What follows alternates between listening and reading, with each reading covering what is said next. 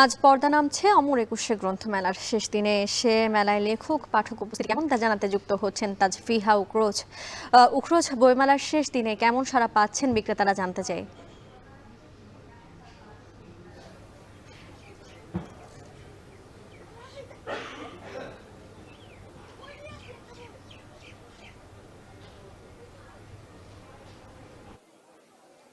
আজ অমর একুশে বইমেলার শেষ দিন এবং শেষ দিনে বেলা যত গড়াচ্ছে ততই আমরা দেখতে পাচ্ছি যে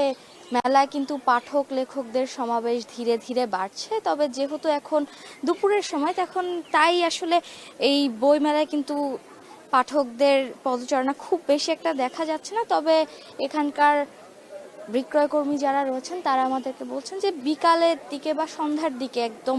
শেষ মুহূর্তে গিয়ে কিন্তু এই অমর একুশে বইমেলা কিন্তু আরো জমে উঠবে এবং তারা তাদের যে কাঙ্ক্ষিত পাঠকের বা ক্রেতার সংখ্যা তারা ভেবেছেন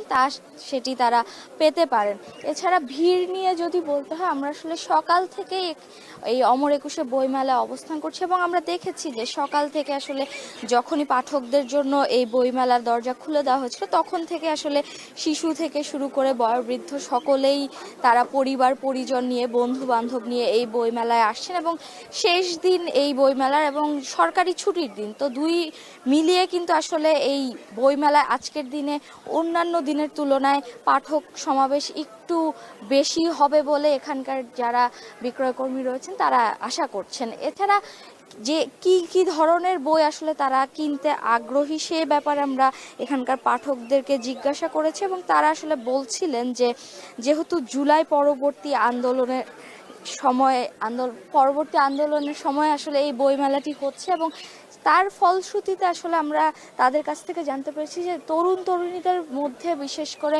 সমাজবিজ্ঞান কিংবা রাজনৈতিক বিশ্লেষণাত্মক ধর্মী যে ধরনের বইগুলো রয়েছে সেই বইগুলোর প্রতি আসলে তারা বেশি ঝুঁকছেন। যেখানে আমরা আসলে অন্যান্য বার দেখতে পেতাম যে উপন্যাস কিংবা গল্প নির্ভর যে বইগুলো রয়েছে সেগুলো আসলে তারা কিনতেন, কিন্তু এই বছর সেই চিত্রটির কিছুটা পরিবর্তন ঘটেছে এবং আমরা দেখেছি যে জুলাই পরবর্তী রাজনৈতিক পট পরিবর্তনের ফলে তরুণরা আসলে ইতিহাস এবং রাজনৈতিক নির্ভর যে বইগুলো রয়েছে সেগুলোর প্রতি তারা বেশি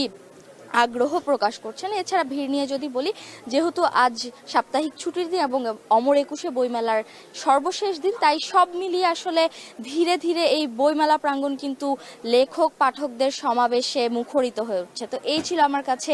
বইমেলা প্রাঙ্গণ থেকে সবশেষ।